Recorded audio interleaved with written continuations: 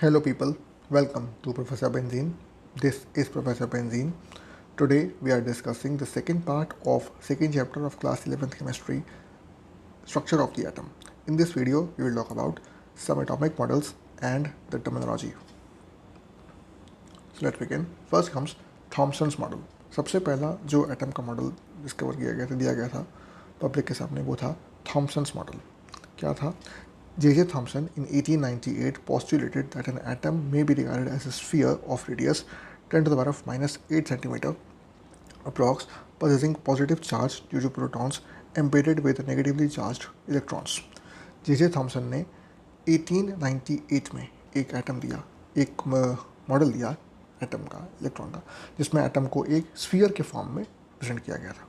उसने बोला कि जो एटम है वो एक स्फीयर है जिसकी radius 10 to the power of minus 8 centimetre है अप्रॉक्स, और इट इज़ पॉजिटिवली चार्ज क्योंकि उसके अंदर प्रोटॉन्स होते हैं, जबकि नेगेटिवली चार्ज जो इलेक्ट्रॉन्स हैं वो इसके अराउंड एम्बेडेड होते हैं, मतलब कि उसमें धंसे होते हैं.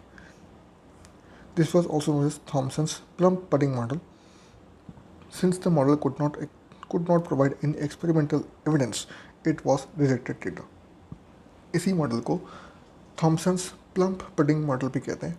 प्लम पडिंग मॉडल क्यों कहते हैं?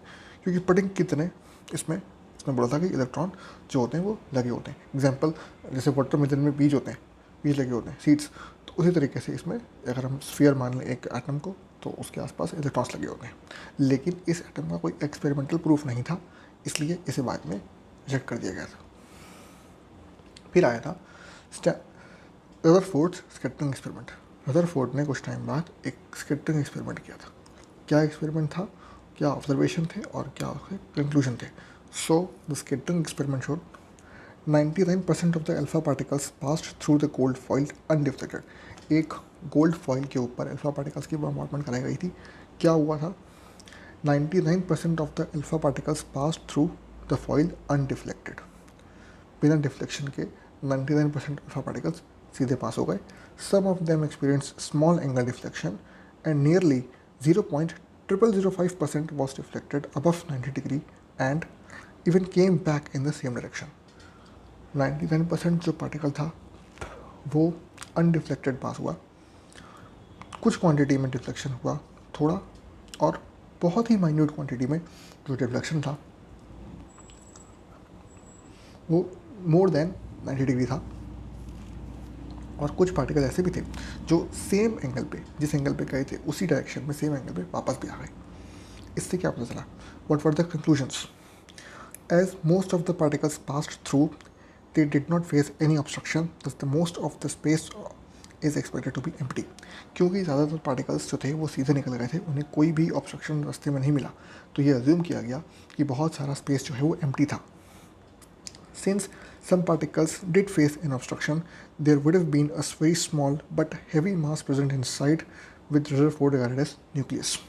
क्योंकि बहुत कम पार्टिकल्स को ऑब्स्ट्रक्शन मिला और बहुत हैवी मास था, तो इससे पॉसिबल था कि उसके बीच में बहुत छोटी साइज़ का लेकिन बहुत हैवी कुछ मौजूद था. उसको रदरफोर्ड ने बोला nucleus. The space surrounded by the nucleus was called extranuclear portion, and all the electrons were supposed to be present in it.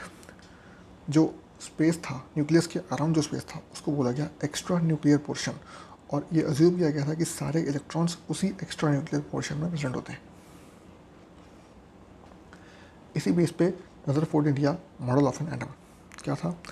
An electron consist of two parts, nucleus and extra nuclear portion. Nucleus present at the center of the atom is massively dense, positively charged and extremely small in size.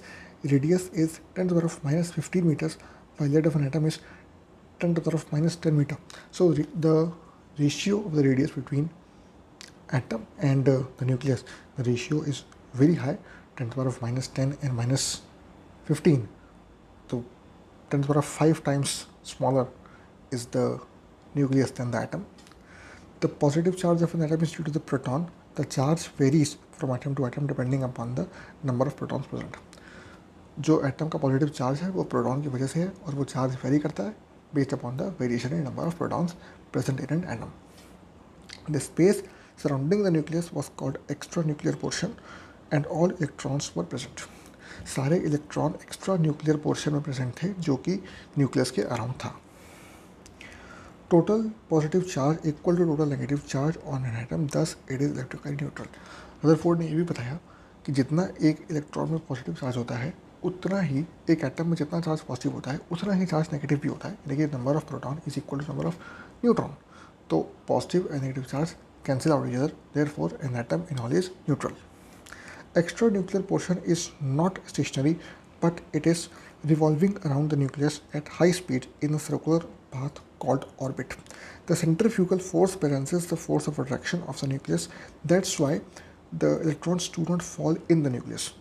Rutherford ने यह भी कहा था कि extra nuclear जो portion है around the nucleus वो stable नहीं है, वो कॉन्स्टेंटली मूव कर रहा है एट हाई स्पीड, और जो सेंट्रीफ्यूगल फोर्स है उसकी वजह से बैलेंस बना रहता है between the force of attraction. इस वजह से जो इलेक्ट्रॉन्स हैं वो न्यूक्लियस के अंदर नहीं गिरते हैं। Drawbacks of Rutherford's model. Rutherford का मॉडल था, इसके पॉजिटिव पॉइंट्स काफ़ी थे लेकिन कुछ नेगेटिविटी थी। ड्रॉबैक क्या था? It could not explain the stability of an atom. Stability of an atom को एक्सप्लेन नहीं कर पाया।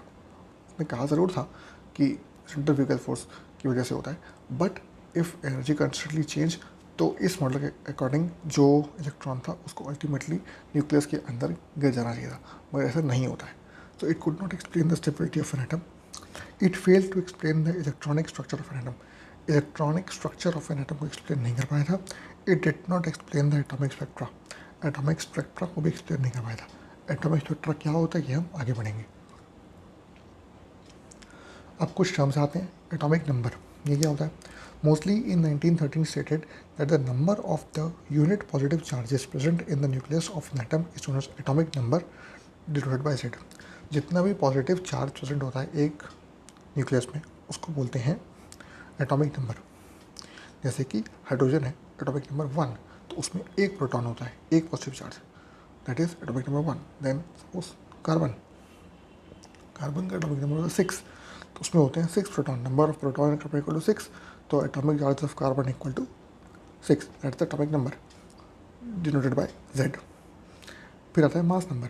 The sum of the number of protons and neutrons present in the nucleus of an atom is called mass number. It is denoted by A। सिर्फ अगर हम proton की बात कर लें तो वो हमको बताएगा एटॉमिक नंबर, लेकिन अगर हम प्रोटॉन के साथ न्यूट्रॉन जोड़ दें जो पूरा न्यूक्लियस के अंदर प्रेजेंट होता है, दोनों चीज़ें, उसका जो नंबर का सम कर दें तो वो बन जाएगा mass number. A equals to Z plus N, क्योंकि मास ऑफ द न्यूक्लियस जो है that is a combination of number of protons and neutrons both. So A becomes Z plus N, N is number of neutrons, Z is number of protons, and A is the mass number. Composition of an atom based upon this: electron plus proton plus neutron. Consider the case of 13Al27। Aluminium का हमने एक case लिया। Atomic number है Z, तो proton कितने होंगे? 13 होंगे। Mass number Z plus neutron equal to 27। Mass number जो ऊपर लिखा है और एटॉमिक नंबर जो नीचे लिखा है, तो मास नंबर 27 है, इलेक्ट्रॉन 13 है, तो न्यूट्रॉन कितने हुए? प्रोटॉन 13 है, मास नंबर 27 है, तो न्यूट्रॉन होंगे 27 माइनस 13 तो 14। Hence the composition of aluminum is 13 protons, 13 electrons and 14 neutrons। Electron proton जो है वो सेम होंगे क्योंकि चार्ज न्यूट्रल है ओवरऑल, और प्रोटॉन जो है वो 14 है क्योंकि टोटल मास नंबर 27 था। Next comes isotopes. आइसोटोप क्या होता है? The atom of the same element possessing the same atomic number but different mass number are termed as isotopes. एक ही एटम के अलग अलग, एक ही एलिमेंट के अलग अलग एटम्स जिनका मास नंबर अलग होगा लेकिन एटॉमिक नंबर सेम होगा, उसको बोलेंगे isotope. Example 1H1 protium, 1H2 deuterium and 1H3 tritium. मतलब हाइड्रोजन के ही 3 अलग अलग आइसोटोप होंगे, तीनों का जो एटॉमिक नंबर वो 1 है लेकिन मास नंबर 1, 2 और 3 रिस्पेक्टिवली 3 है।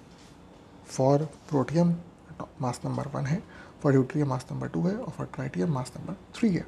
यानी कि मास नंबर वेरी कर रहा है लेकिन एटॉमिक नंबर सेम है। ऐसी स्पीशीज़ को बोलते हैं आइसोटोप्स। फिर आते हैं isobar. Isobar are the atoms of the different elements which have the same mass number but different atomic number. Mass number same होता है लेकिन एटॉमिक नंबर सेम नहीं होता है। अलग अलग एटम अलग अलग एलिमेंट के, वहाँ पे सेम एलिमेंट का अलग अलग एटम था, यहाँ अलग अलग एलिमेंट के अलग अलग एटम जिनका एटॉमिक नंबर सेम नहीं होगा लेकिन मास नंबर सेम होगा। Example 18 Ar40 argon, 19 K40 which is potassium and 20 Ca40 which is calcium.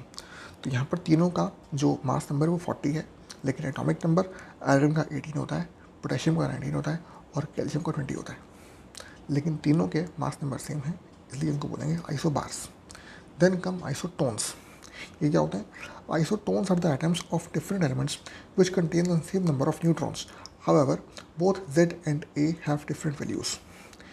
यानी कि ऐसे स्पीशीज, ऐसे अलग अलग एलिमेंट्स के एटम्स जिनके नंबर ऑफ न्यूट्रॉन सेम होते हैं, एटॉमिक नंबर और मास नंबर अलग अलग होगा लेकिन नंबर ऑफ न्यूट्रॉन जो होगा वो सेम होगा। Example 6C14, 7C15 and 8O16, 7N15 and 8O16, यानी कि कार्बन, नाइट्रोजन और ऑक्सीजन के ये तीन isotope 6C14, 7N15 and 8O16, इन तीनों में नंबर ऑफ न्यूट्रॉन जो है वो सेम होते हैं, इनको बोलते हैं आइसोटोन्स। तो इस वीडियो में इतना ही, आगे के जो टॉपिक है वो अगली वीडियो में आएंगे। अगर आपको ये वीडियो पसंद आया, अगर ये वीडियो आपके काम का था, प्लीज़ इसे लाइक करिए, चैनल को सब्सक्राइब करिए, इस वीडियो को अपने दोस्तों के साथ शेयर करिए ताकि उन्हें काम आ सके। मिलते हैं नए टॉपिक के साथ अगली वीडियो में बहुत जल्द। Thank you very much.